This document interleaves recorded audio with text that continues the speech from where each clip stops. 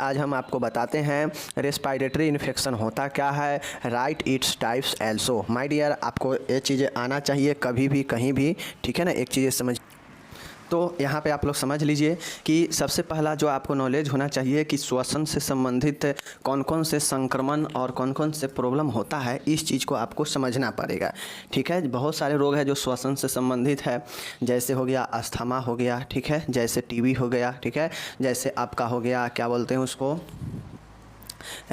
उसको बोलते हैं जो फेफड़ा में संक्रमण हो जाता है। तो बहुत सारे हैं, आप देखिएगा आगे पता चलेगा आपको, ठीक है ना।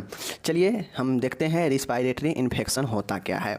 माय डियर, श्वसन तंत्र का मतलब समझते हैं ना कि जो श्वसन में लेने वाले जो ऑर्गेन हैं, श्वसन क्रिया में जो भाग लेने वाले ऑर्गेन हैं, सबके समूहों को श्वसन तंत्र कहते हैं, ठीक है ना। तो श्वसन तंत्र में वे सभी शारीरिक अंग सम्मिलित होते हैं जिनसे श्वसन की प्रक्रिया संपन्न होती है। बात सही है, बिल्कुल सही है, फर्स्ट ईयर में भी पढ़े हैं। श्वसन तंत्र में शामिल होने वाले अंगों में किसी भी प्रकार का संक्रमण होने पर वह स्थिति श्वसनीय संक्रमण रेस्पिरेटरी इन्फेक्शन कहलाती है। बिल्कुल सही बात है, आसान है कि श्वसन तंत्र क्या होता है। तो श्वसन तंत्र वे सारे ऑर्गेन का एक समूह होता है जो श्वसन क्रिया में भाग लेता है, ठीक है, जिससे श्वसन की प्रक्रिया संपन्न होती है। अब ये जो श्वसन तंत्र होता है, इसमें जो ऑर्गेन शामिल है, अगर उस सभी ऑर्गेन में, अगर किसी ऑर्गेन में जो श्वसन की क्रिया में भाग लेता है उसमें किसी प्रकार का भी अगर संक्रमण होता है तो उसी स्थिति को हम लोग रेस्पिरेटरी इन्फेक्शन कहते हैं। नॉर्मल चीज़ें समझ गए कि श्वसन की क्रिया में भाग लेने वाले सभी ऑर्गेन के समूह को श्वसन तंत्र कहते हैं, और उस श्वसन की क्रिया में भाग लेने वाले ऑर्गेन में से अगर किसी में भी कोई संक्रमण होता है तो उसे हम लोग रेस्पिरेटरी इन्फेक्शन कहते हैं, श्वसनीय संक्रमण कहते हैं, समझ गए। अब ये जो श्वसनीय रेस्पिरेटरी इन्फेक्शन होता है, इसका मुख्यतः दो भाग होते हैं, दो पार्ट में बांटा गया है, ठीक है, इस चीज़ को समझ लीजिए। अब यहाँ पे इसका इंग्लिश दिया गया है, आप लोग इंग्लिश वाले इंग्लिश में देख लीजिएगा। अब दो पार्ट में है, तो ए वाले पार्ट को कहा जाता है अपर रिस्पिरेटरी ट्रैक्ट इन्फेक्शन। इसका शॉर्ट नेम URTI, अपर रिस्पिरेटरी ट्रैक्ट इन्फेक्शन, URTI, इसका फुल फॉर्म ही पूछ लेगा। तो ऊपरी श्वसन मार्ग संक्रमण इसे कहते हैं, ठीक है ना। अब देखिए इसमें नासा छिद्र मतलब नाक से लेकर लैरिंग्स तक के श्वसन मार्ग शामिल होते हैं। मतलब ये जो अपर वाला होता है, मतलब श्वसन मार्ग के जो ऊपर वाला मार्ग होता है वो जो है नासा छिद्र मतलब नाक के छिद्र से लेकर लैरिंग्स तक के जो ऑर्गेन शामिल होते हैं श्वसन मार्ग में, वह सब जो है क्या होते हैं, ये अगर इनमें अगर किसी प्रकार के संक्रमण होता है तो उसे ऊपरी श्वसनीय संक्रमण कहते हैं, ठीक है माय डियर। जैसे नासा छिद्र हो गया और लैरिंग्स हो गया, ठीक है, क्योंकि यह सब के सब श्वसन वाला ही मार्ग है। तो लैरिंग्स और नासा छिद्र सबसे ऊपर, यहाँ से लेकर इस लैरिंग्स तक जो ऑर्गेन शामिल है श्वसन में, इनमें अगर किसी प्रकार के संक्रमण होता है तो चूँकि यह ऊपर वाला भाग होता है इसीलिए अपर रिस्पिरेटरी ट्रैक्ट इन्फेक्शन कहा गया है, ठीक है। अब इसमें कौन कौन से होते हैं, ठीक है, इसका इंग्लिश यहाँ पे दिया गया है, ठीक है, देख लीजिए। जैसे कॉमन कोल्ड होना भी एक अपर रिस्पिरेटरी इन्फेक्शन ही है जो नाक को प्रभावित करता है। नाक का राइनिटिस, नाक का पर्दा होना जिसमें बहुत ज़्यादा जो है नाक बहता है, ठीक है ना, नाक का पर्दा, समझ गए। साइनोसाइटिस, पेरेनेजल साइनस को पर्दा, साइनोसाइटिस भी मैं पढ़ाया हूँ, ठीक है। उसके बाद है नाक में पॉलिप्स बनना मतलब नेजल पॉलिप्स होना, ठीक है। नासापट विरूपण, नेजल सेप्टम डेविएशन मतलब जो नासा पट्टिका है उसमें गड़बड़ होना, ठीक है ना। फेरेंजाइटिस, फेरिंग्स का जो है पर्दा होना, संक्रमण होना।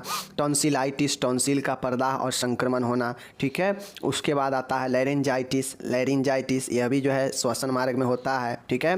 तो ये हमारा 8 जो है आपको याद रखना पड़ेगा कि यह ऊपर होने वाला, ठीक है, चूँकि ऊपर अभी देखे हैं लैरिंग्स से लेकर नाक छिद्र तक के बीच के जो श्वसन अंग है उसमें अगर इन्फेक्शन और होता है तो उसे हम लोग अपर ट्रैक्ट रेस्पिरेटरी इन्फेक्शन कहते हैं, ठीक है।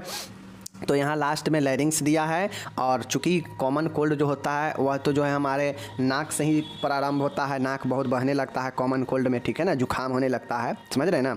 तो नाक से कॉमन कोल्ड, ओके। उसके बाद आपका आता है राइनिटिस, नाक से ही पर्दा, नाक का ही प्रॉब्लम है। साइनोसाइटिस, ये भी नाक का ही नासा पट्टिका पर्दा ही है, ठीक है। नाक में पॉलिप्स बनना, नाजल पॉलिप्स, ये भी नाक का ही पर्दा है। नासापट विरूपण, ये भी नाक का ही प्रॉब्लम इन्फेक्शन हो सकता है। फेरिंग्स, अब ये नाक के आगे वाला भाग होता है फेरिंग्स, नाक के आगे वाला श्वसन मार्ग का भाग है जो फेरिंग्स होता है, इसे नोजो फेरिंग्स भी कहते हैं। नाक से जो फेरिंग्स कनेक्ट होता है वो नेजल फेरिंग्स कहते हैं, ठीक है। उसके बाद टॉन्सिलाइटिस होता है, टॉन्सिल का पर्दा, और ये हमारा लैरिंग्स का पर्दा लैरिंजाइटिस कहलाता है, ठीक है। तो ये सब याद रखिएगा, ये सब हमारा अपर रिस्पायरेशन ट्रैक्ट इन्फेक्शन है, ठीक है। चलिए अब दो पार्ट है, तो अपर वाला देख लिए तो अब लोअर वाला ही होगा, ठीक है।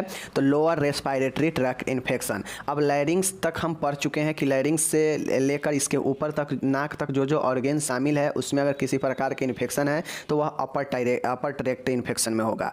लेकिन अब लैरिंग्स से बाद जो जो ऑर्गेन शामिल है और फेफड़ा तक के जो लास्ट वाला जो फेफड़ा होगा उस तक के संक्रमण को हम लोग क्या कहेंगे, हम लोग लोअर कहेंगे, ठीक है। देख लीजिए इसमें ब्रोंकस से लेकर, मतलब इसमें ब्रोंकस से लेकर कुपिका यानी एल्वोली तक का श्वसन मार्ग शामिल होता है, ठीक है। निचला श्वसन मार्ग संक्रमण निम्न प्रकार के हो सकते हैं। अब इसमें होता यह है कि जो ब्रोंकिया होता है उस ब्रोंकिया जो है लेकर ब्रोंकस से लेकर जो एल्वोली कुपिका होता है वहाँ तक के संक्रमण मार्ग में शामिल होता है लोअर वाला में, और यह निम्न प्रकार के होते हैं, ठीक है। देख लीजिए कौन है, जैसे ब्रोंकाइटिस है, ब्रोंकी जो होता है हमारा, जैसे आप लोग को पता है एक ट्रेकिया है, ठीक है। ट्रेकिया जो है दो ब्रोंकी में बट जाता है, तो ये अगर इस ब्रोंकी में किसी प्रकार के इन्फ्लामेशन होता है तो ये ब्रोंकाइटिस हो जाता है, ओके। उसके बाद है ब्रोंकिएक्टोसिस, ये क्या है, ब्रोंकिया देख लीजिए देख लीजिए ब्रोंकाइकिटोसिस, ठीक है ना। ब्रोंकाइकिटोसिस होता है, एम्फाइसमा होता है, ठीक है। प्लूरल कैविटी का यह प्रॉब्लम है। एम्पाइमा भी, ये भी प्लूरल कैविटी का ही प्रॉब्लम है। इस एम्फाइसमा का मतलब होता है कि हवा भरना प्लूरल कैविटी में, और यह एम्फाइमा के मतलब होता है कि पस भरना, ठीक है। ये दोनों में डिफरेंस याद रखिएगा। अस्थमा होता है, आप लोग को पता है श्वसन का ही प्रॉब्लम है लेकिन नीचे प्रभावित करता है, ठीक है। निमोनिया होता है, ये फेफड़ा को भी प्रभावित करता है। प्लूरिसी होता है, जो क्या बोलते हैं उसको, प्लूरिसी का मतलब होता है कि जो प्लूरल है, जो आवरण है फेफड़ा का, उसमें प्रॉब्लम होना, फेफड़ों में घाव होना, लंग्स एब्सेस होना, पल्मोनरी टीबी, पीटीबी जिसको बोलते हैं, टीबी होना, ठीक है। COPD chronic obstructive pulmonary disease, COPD एक रोगों का ग्रुप होता है, श्वसन रोगों का, ठीक है। एआरडीसी एक्यूट रिस्पायरेटरी डिस्ट्रेस सिंड्रोम, ठीक है। एआरडीएस और पल्मोनरी एम्बोलिज्म, तो ये सब ज़्यादातर ये प्रॉब्लम जो है फेफड़ा से रिलेटेड है। इसको आप लोग याद करके रखिएगा, बहुत आसान है, कोई ज़्यादा नहीं है। Pulmonary embolism, ARDS, COPD, pulmonary TB, फेफड़ों में घाव होना, प्लूरिसी, निमोनिया, ओके। ये सब निचले जो है श्वसन मार्ग के संक्रमण है। अस्थमा, एम्फाइमा, एम्फाइसेमा, ब्रोंकिएक्टियोसिस और ब्रोंकाइटिस, ये याद रखिएगा, ठीक है। कुल 12 इसमें है, निचला वाला में थोड़ा ज़्यादा है क्योंकि फेफड़ा में ही बहुत तरह के जो है प्रॉब्लम हो जाता है, ठीक है ना। ये हो गया। अब हम लोग यहाँ पे आ गए MSN2 में। अब देखिए अगर आप ऊपर रेस्पायरेटरी इन्फेक्शन समझ गए तो हमारे लिए इसमें डिटेल में पढ़ना कौन कौन महत्वपूर्ण है। देखिए एक पढ़ेंगे COPD, एक पढ़ेंगे PTB, एक पढ़ेंगे निमोनिया, ठीक है ना। 3 हो गया, 3 हो गया ये। उसके बाद हम लोग पढ़ेंगे अस्थमा, उसके बाद हम लोग पढ़ेंगे ब्रोंकाइटिस, ठीक है। तो इसमें 5 हो गया, 12 में 5 महत्वपूर्ण है आपके लॉन्ग शॉर्ट क्वेश्चन के लिए। उसके बाद यहाँ पे देखिए टॉन्सिलाइटिस है, ए वाला है, ओके। साइनोसाइटिस पढ़ चुके हैं। उसके बाद हम लोग राइनिटिस एक पढ़ेंगे, और इसमें जो है यही जो है ज़्यादातर महत्वपूर्ण है। तो इसमें से 2 आपका एक पढ़ ही चुके हैं हम लोग, ठीक है ना। तो ये चीज़ों को आप लोग को ध्यान में रखना है, ओके। तो श्वसन मार्ग में ये जो प्रकार हम लोग देखे हैं ये सबको डिटेल से भी आपके एग्जाम में 10 नंबर 5 नंबर में पूछता है, तो हम लोग इस चैप्टर में उसी सब के बारे में पढ़ेंगे भी, ठीक है। चलिए माय डियर, अब यहाँ पे आपको आज मैं बता रहा हूँ, और यह प्रश्न 5 नंबर के लिए मोस्ट VVI प्रश्न है, मोस्ट VVI प्रश्न है, ठीक है। तो माय डियर आप लोग को पता है यह MSN दूसरा जो प्रश्न है यह MSN2 का है, ठीक है। किसका है, MSN2 का है। अब MSN2 का है तो आप लोग को पता है MSN2 में अभी यूनिट नंबर 5 चल रहा है, ठीक है। क्या चल रहा है, यूनिट 5 चल रहा है, और यूनिट 5 का जो नाम है वो है ENT डिसऑर्डर, यानी ENT से रिलेटेड समस्या के बारे में। तो आज नाक के नक्सीर के बारे में देखेंगे, नाक से रक्त स्राव होना, ठीक है ना। नाक से रक्त आना को नक्सीर कहते हैं, एपिस्टैक्सिस कहते हैं। अब ये जो है आपको ENT का ही प्रॉब्लम है, नाक का प्रॉब्लम तो ENT का ही ना है। तो चलिए नक्सीर क्या होता है ये बताना है, इसके क्या कारण होते हैं कि नाक से रक्त आ सकते हैं, इसमें क्या लक्षण होते हैं, इसका क्या निदान होगा, इसका क्या उपचार है और क्या नर्सिंग प्रबंध है। टोटल को देखिए, आपके सेकेंड ईयर में कोई भी बीमारी पूछेगा तो उसका कारण, लक्षण, निदान, उपचार, नर्सिंग प्रबंध, ये 5 चीज़ें आप लोग दिमाग में बैठा लीजिए, पूछेगा ही पूछेगा और आपको लिखना ही पड़ेगा, ठीक है ना। चलिए यहाँ पे देख लीजिए एपिस्टेक्सिस है। चलिए एपिस्टेक्सिस के बारे में जानते हैं, बहुत आसान है। देखिए सीधा इसको अगर एक वर्ड में लिखना हो, एक लाइन में, तो लिखेंगे एपिस्टेक्सिस का अर्थ है, नक्सीर का अर्थ है कि नाक से रक्त स्राव होना, ठीक है। बाकी नाक से रक्त स्राव कैसे हो सकता है, तो देख लीजिए, नाक के अंदरूनी सतह, इंटरनल सरफेस से रक्त स्राव होना ही नक्सीर एपिस्टेक्सिस कहलाता है। माय डियर, आप लोग समझ लीजिए कि नक्सीर मतलब होता है कि नाक से रक्त आना। नाक से रक्त का मतलब ये नहीं है कि जो है ऊपर से ब्लड आ रहा है किसी कारण से तो वो नक्सीर हो जाएगा, ऐसा नहीं। इंटरनल सफे मतलब नाक के अंदर वाले सतह से अगर रक्त आता है, रक्त का स्राव हो रहा है, तो उसे हम लोग नक्सीर कहते हैं। नक्सीर मतलब नाक से ब्लड आना, नक्सीर एपिस्टैक्सिस कहलाता है। ओके, चलिए अब माय डियर, इसका इटियोलॉजी कारण बताना है कि आखिर क्या कारण होते हैं कि किसी व्यक्ति में जो है नाक से ब्लड आ सकते हैं, ठीक है। देखिए सबसे पहला बात है अत्यधिक गर्मी होना, एक्सेसिव हीट। अब आप लोग देखते होइएगा अक्सर जब हमारा वातावरण बहुत ज़्यादा शुष्क हो जाता है, बहुत ज़्यादा ड्राइनेस हो जाता है, तो आप लोग देखते होइएगा कि नाक में जो है बहुत ज़्यादा हार्ड जो है आपके गंदगी बैठ जाता है, चिपक जाता है नाक के नासिका पट्ट के साथ। तो जैसे ही वह चिपकता है, आप उसे निकालने का प्रयास करते हैं तो वह जो है नासा पट्टिका को अपने साथ खींच लेता है और उससे आपको ब्लड आने लगता है। ऐसा होता है ना, नाक के जब बहुत ज़्यादा गर्मी होता है तो आपका नाक भी सूखने लगता है। अब नाक सूखता है तो आप नाक के साफ करने का प्रयास करते हैं तो उस दौरान ब्लड आने लगता है। तो अत्यधिक गर्मी भी नाक से ब्लड ला सकता है। हाइपरटेंशन, अगर आपको उच्च रक्तचाप है तो हो सकता है कि नाक से ब्लड जो है बार बार आए। अगर थोड़ा भी कोई प्रॉब्लम हो तो नाक में चोट लगना, अगर नाक में चोट लग जाता है तो यह भी जो है आपके नक्सीर का कारण बन सकता है। बिल्कुल सही बातें हैं। अब रसायन से एलर्जी, रसायन से एलर्जी का मतलब है कि कोई ऐसे दवाई जिसका आप उपयोग बहुत ज़्यादा कर लिए हैं तो वह नाक से रक्तस्राव करवा सकता है, ठीक है। या कुछ ऐसे रासायनिक चीज़ों से एलर्जी है जो आपको पसंद नहीं है और आप उसके नज़दीक में या उसके पास में जाते हैं तो उससे आपको नाक से ब्लड आने लग रहा है, मतलब एलर्जी हो रहा है। यह आनुवांशिक भी हो सकता है, पीढ़ी दर पीढ़ी, कि आपके घर परिवार में किसी को पहले नाक से ब्लड जाता रहा हो तो हो सकते हैं कि आप में या आपके बच्चे में भी ये चीज़ें हो, ठीक है। Nozzle septum deviation, nozzle septum deviation के मतलब होता है कि जो नासा पट्ट होता है, जो नासा पट्टिका होता है, उसमें किसी प्रकार के विकार यानी छिल जाना या जो है उसमें डेविएशन होना, मतलब विचलन हो जाना, जिससे ब्लड आने लगेगा, ठीक है। नाक में बाहरी वस्तुओं का होना, अब नाक में अगर कोई बाहरी वस्तुएं चला जाएगा, ठीक है, या कोई बच्चा होता है नाक में बाहरी वस्तुओं को ले लेता है तो उससे भी जो है नाक का नासा पट्टिका फट जाता है और ब्लड आने लगता है। तो यह सब ब्लड आने के रीज़न है, बहुत कोई ज़्यादा खास रीज़न है नहीं, आसान रीज़न है।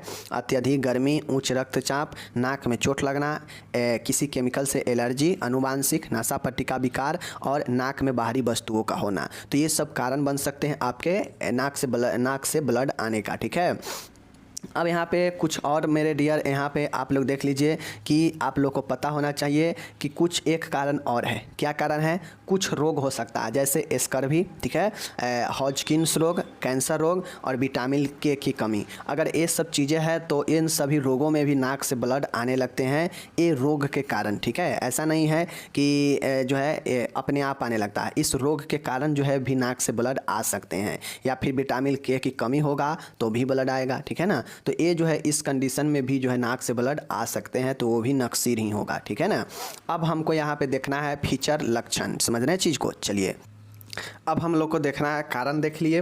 तो अब हम लोग देखेंगे लक्षण कि किन किन लक्षणों के तहत जो है एपिस्टेक्सिस होता है, मतलब एपिस्टेक्सिस अगर हो गया तो क्या क्या लक्षण हो सकते हैं। देखिए लक्षण भी उससे रिलेटेड ही हैं, आप खुद समझिए कि अगर नाक से ब्लड जा रहा है तो क्या क्या लक्षण हो सकते हैं। तो नाक से पहला ब्लडिंग होना, यह भी एक लक्षण है, दिखेगा कि नाक से ब्लड जा रहा है, ठीक है ना। चक्कर आना, जब आपको नाक से ब्लड आने लगेगा तो आपको चक्कर आ सकता है, डिजीनेस, ठीक है। आपका हाइपोटेंशन हो सकता है, सॉरी रक्तचाप कम हो सकता है, हाइपर नहीं होगा, ठीक है ना। हाइपोटेंशन मतलब होता है रक्तचाप कम होना और हाइपरटेंशन मतलब होता है रक्तचाप बढ़ जाना, ठीक है। कभी कभी अगर बहुत ज़्यादा ब्लड निकलने लगेगा तो आपको रेयरली कंडीशन आता है कभी कभी कि आप जो है बेहोशी भी हो सकते हैं, ठीक है। और इसके लक्षण क्या बताऊं मैं कि एनीमिया हो सकता है, रक्त अल्पता हो सकता है। अगर बहुत ज़्यादा ब्लड नाक से जा रहा है तो अगर इसका उपचार नहीं होता है तो एनीमिया भी हो सकते हैं लक्षण में, ठीक है, ब्लड की कमी। तो ये सब जो है आपके लक्षण दिखते हैं, कोई खास लक्षण है नहीं। नाक से ब्लड आना, चक्कर होना, रक्तचाप कम होना, कभी कभी बेहोश होना, एनीमिया होना, रक्त की कमी, ये लिख दीजिएगा, यहाँ पे छूट गया है, ठीक है। चलिए ये हो गया। अब इसमें अगर मान गए नाक में चोट लगा है या नेजल जो सेप्टम है उसमें डेविएशन हो गया है, मतलब नासा पट्टिका किसी कारण से क्षतिग्रस्त हो गया है या साइनस में कोई प्रॉब्लम हो गया है, तो इस कंडीशन में अगर मान गए इसमें क्या क्या निदान हो सकते हैं, तो माय डियर सबसे पहले लक्षणों की जांच करेंगे कि देखेंगे कि अगर ब्लड जा रहा है तो इसमें क्या क्या लक्षण है, लक्षण की जांच करेंगे। ब्लड इन्वेस्टिगेशन की जांच करेंगे, ब्लड का जांच करवाया जाएगा। उसके बाद अगर ब्लड में भी कोई दिक्कत नहीं निकलता है तो आवश्यकता अनुसार एक्सरे और सीटी स्कैन करवाते हैं, ठीक है, जिससे पता चलता है कि आखिर रियल में क्या प्रॉब्लम है, ठीक है, जिसके कारण ब्लड जा रहा है नाक से। तो यही है आपका निदान में, यही चीज़ें लिखना है आपको। देखिए निदान में कोई भी बीमारी का निदान हो, ये 2-3 चीज़ें जो है कॉमन है, किसी में लिख दीजिएगा तो सही हो जाएगा। फिजिकल एग्जामिनेशन, लक्षणों की जांच, ब्लड इन्वेस्टिगेशन, किसी भी बीमारी में लिख दीजिएगा सही ही होगा, ठीक है। और उसके बाद कुछ ऐसे होते हैं जो पर्सनल वो बीमारी के लिए होता है, ठीक है। चलिए अब इसका उपचार आप कैसे करेंगे देख लीजिए। तो उपचार के लिए देखिए क्या क्या इसका ट्रीटमेंट हो सकता है। एपिस्टेक्सिस का उपचार इसके कारणों के आधार पर किया जाता है। अब देखिए एपिस्टेक्सिस आखिर किस कारण से हो रहा है, क्या गर्मी के कारण है या चोट लगा है या कोई दूसरा बीमारी के कारण जो है यहाँ से रक्त आ रहा है, जैसे टीबी वाले पेशेंट का आता है, मुंह से नाक से ब्लड आ सकते हैं, तो उसके जो है कारण के आधार पर जो है हम उसे ट्रीटमेंट देते हैं, ठीक है। दूसरा है यदि उच्च रक्तचाप है तो तुरंत जो है एंटी हाइपरटेंशन दवाइयाँ दी जा सकती है, जैसे एम्लोडिपिन, निफेडिपिन, एटिनोलॉल, ठीक है। तो ये दवा जो है एम्लोडिपिन बहुत प्रचलित है, निफेडिपिन भी अच्छा है और एटिनोलॉल जो है ये भी हमारा उच्च रक्तचाप को मैनेज करता है। अगर उच्च रक्तचाप के कारण ये ब्लड आ रहा है नाक से तो हम बीपी वाला दवाइयाँ देंगे, ब्लड प्रेशर वाला, जिससे ब्लड प्रेशर कमेगा, या डायूरेटिक दवाइयाँ भी दे सकते हैं, ओके। यदि नजल ट्रॉमा हो, मतलब चोट लगा हो नाक में, तो नाक को अच्छी तरह से 5 से 10 मिनट तक कंप्रेस किया जाता है। कंप्रेस मतलब दबाव दिया जाता है, जिससे ब्लड जो है बाहर की तरफ ज़्यादा रक्तस्राव ना हो, और कंप्रेस करने से ब्लड जो है रुक जाता है, ठीक है। चौथा है एपिस्टेक्सिस साइड पर, मतलब जहाँ भी रक्तस्राव हो रहा है, जहाँ नाक के जिस भी भाग से, वहाँ पे एपिनेफ्रिन से भीगा कॉटन पैड या गौज लगाकर कंप्रेस किया जाता है।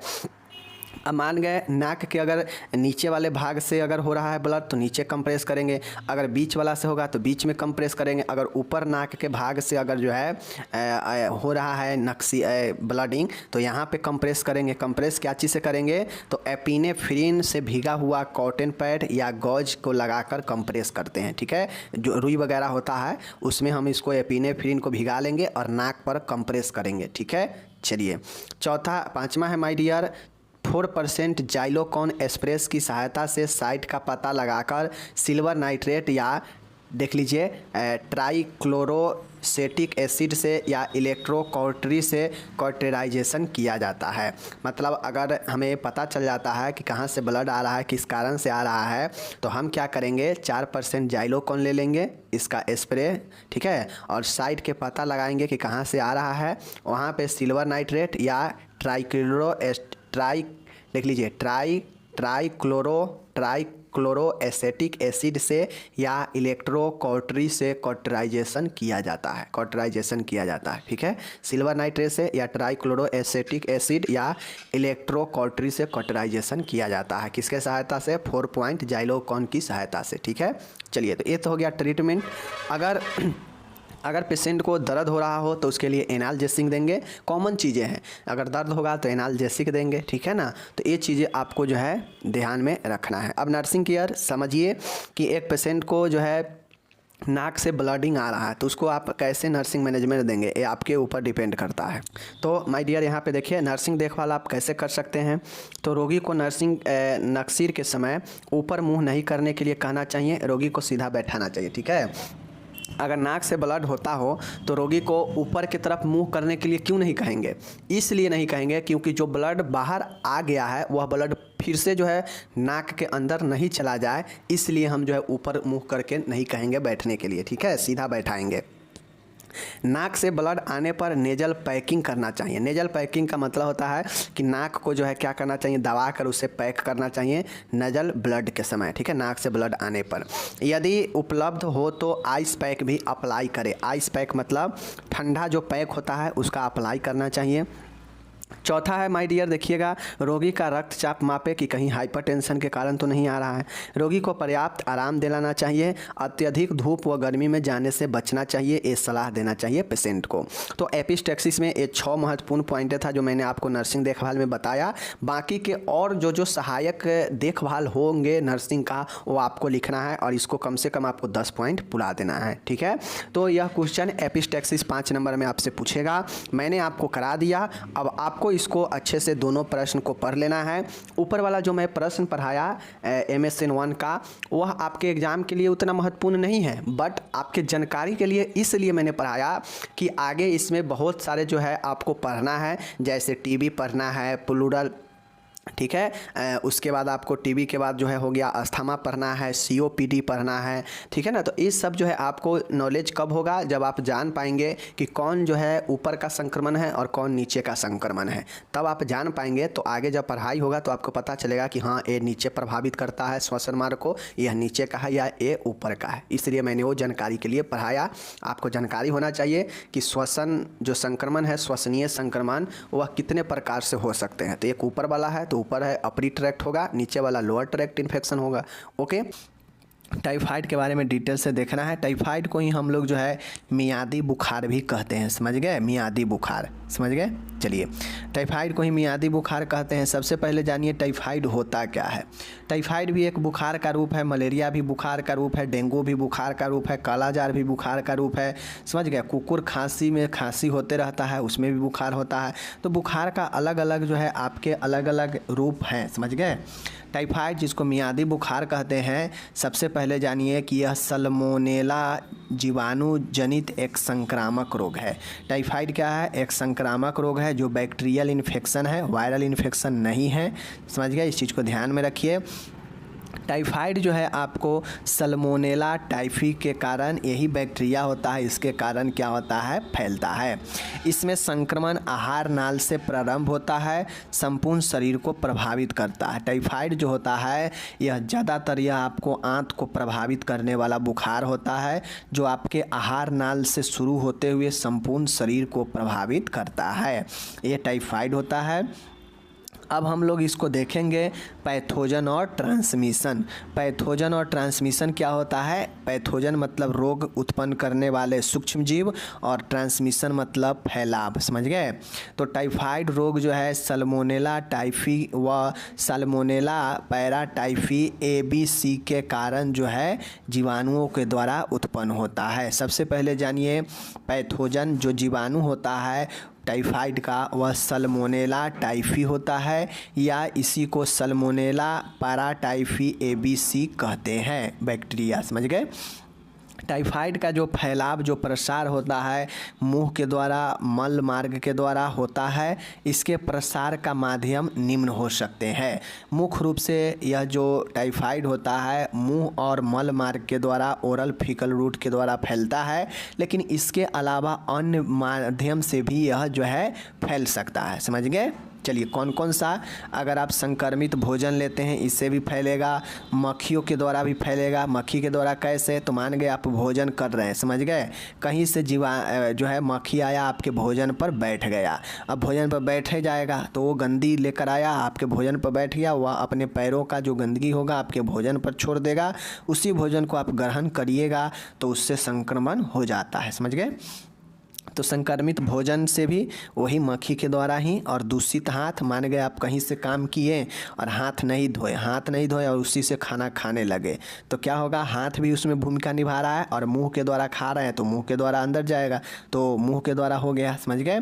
रोगी द्वारा उपयोग की गई वस्तुएं, अगर कोई रोग संक्रामक रोगी है वह उपयोग कर लिया है, उसका उपयोग आप कर रहे हैं तो आप में भी हो सकता है। दूषित जल के द्वारा भी यह फैलता है, समझ गए। तो यह सब टाइफाइड का जो है आपके फैलने का कुछ अन्य प्रकार है जो कि मैंने बता दिया। अब हम लोग पढ़ेंगे इनक्यूबेशन पीरियड, जिसको उद्भवन अवधि कहते हैं। आप लोग को पता है कि उद्भवन अवधि कब होता है, कि जब कोई संक्रमण बॉडी में प्रवेश करने से लेकर लक्षण दिखने तक का जो अवधि होता है वही इनक्यूबेशन पीरियड होता है, समझ गए। यह निश्चित नहीं होता है एवं 3 सप्ताह या इससे अधिक भी हो सकता है। अब जो टाइफाइड होता है यह निश्चित नहीं होता है कि 1 सप्ताह में इसका लक्षण दिखेगा, कि 2 सप्ताह में दिखेगा, कि कितने सप्ताह में दिखेगा, लेकिन इसका निश्चित नहीं है। बट फिर भी 2 से 3 सप्ताह या इससे अधिक भी इसका इनक्यूबेशन पीरियड हो सकता है। यहाँ पे टोटल जो भी हम लोग देखे हैं फैलाव उलाव, ये सब इंग्लिश यहाँ पे दे दिए हैं, तो आप लोग इसको जो है इंग्लिश को देख लीजिए, ठीक है। लक्षण क्या है, लक्षण में आंतरीय ज्वर में निम्न लक्षण उत्पन्न होते हैं, तो आपको ध्यान देना पड़ेगा। एंट्रिक फीवर, इसी को हम लोग टाइफाइड भी कहते हैं, जिसमें आंत में जो है आपके ज्वर हो जाते हैं, व्यक्ति को आंत में प्रभावित करता है, समझ गए। इसमें निम्न लक्षण जो है शारीरिक लक्षण उत्पन्न होते हैं।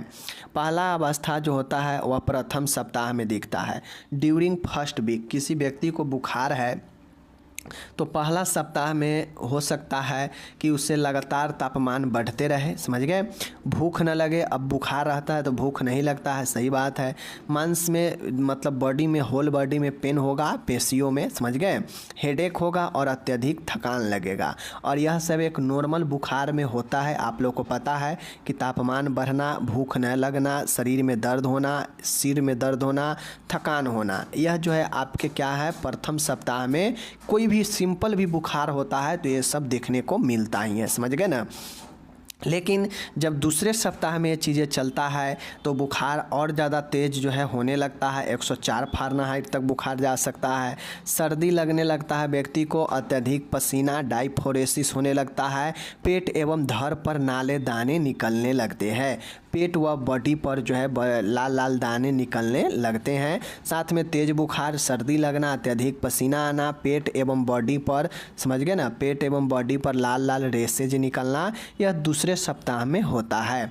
तीसरे सप्ताह में होता यह है कि इसमें टाइफाइड के लक्षण समाप्त होने लगते हैं। यानी यूँ कहा जाए, टाइफाइड 1 से लेकर दूसरे सप्ताह में आपके दिख जाते हैं टाइफाइड के लक्षण, अगर टाइफाइड होंगे तो। और टाइफाइड में वही कुछ नहीं होता है, समझ लीजिए कि आपको टाइफाइड होगा तो चूँकि आंत को भी प्रभावित करता है, तो हो सकता है पेट उट में भी थोड़ा प्रॉब्लम आ जाए, सर दर्द, बुखार होने लगे, लगातार टेम्परेचर बढ़ने लगेगा, सर्दी लगने लगता है व्यक्ति को, समझ गए। और बॉडी पर और पेट पर जो है लाल लाल दाने निकलने लगते हैं। तो ये सब दूसरे सप्ताह तक होते हैं। बाकी तीसरे सप्ताह में इसका लक्षण जो है धीरे धीरे समाप्त होने लगते हैं, दवाई वगैरह या ट्रीटमेंट वगैरह कराने पर। तो यही है, तीसरे सप्ताह तक यह समाप्त भी हो जाता है। यानी यूँ कहा जाए तो 1 से लेकर दूसरे सप्ताह तक टाइफाइड के लक्षण रहते हैं, उसके बाद तीसरे सप्ताह में यह धीरे धीरे समाप्त भी होने लगते हैं, समझ गए।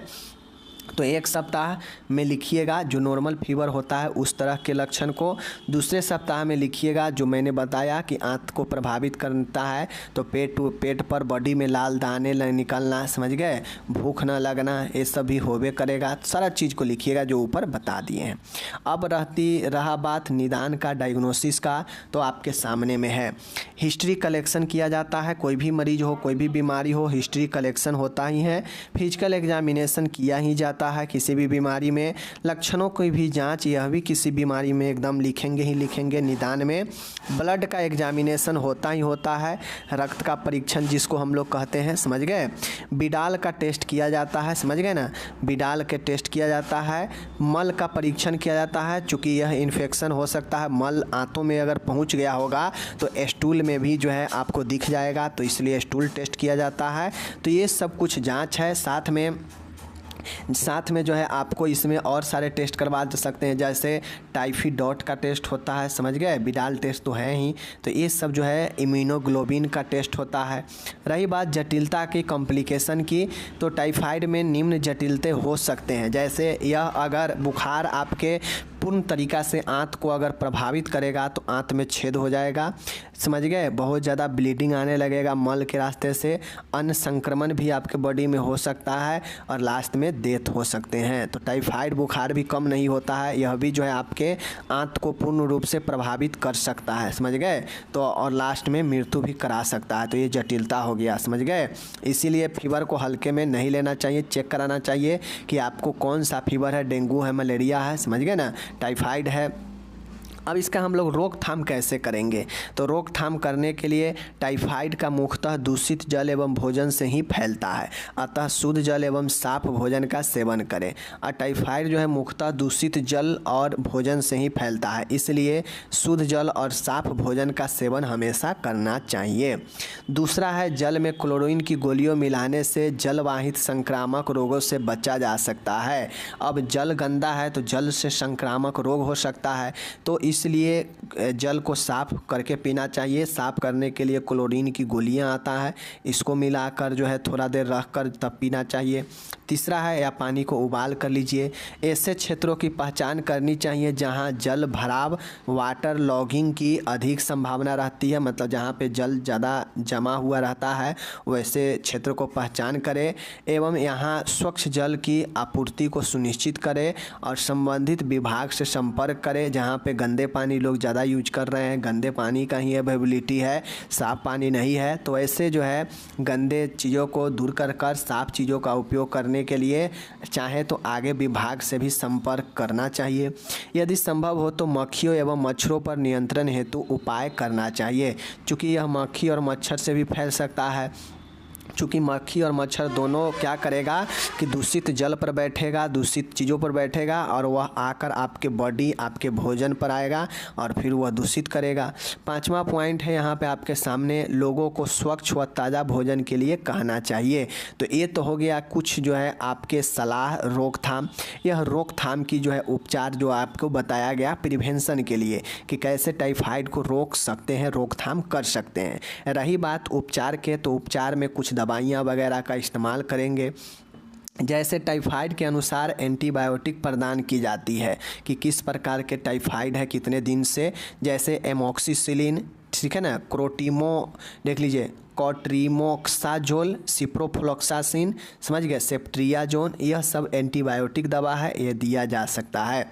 यदि घाव बन गया हो आंतों में तो इसे पस के द्वारा सर्जिकल ड्रेनेज किया जाता है। यदि अगर आंतों में घाव बन गया हो तो चूँकि आंत को प्रभावित करता है, इन्फेक्ट करता है, तो उसके लिए पस को निकालने के लिए सर्जिकल ड्रेनेज किया जाता है, समझ गए।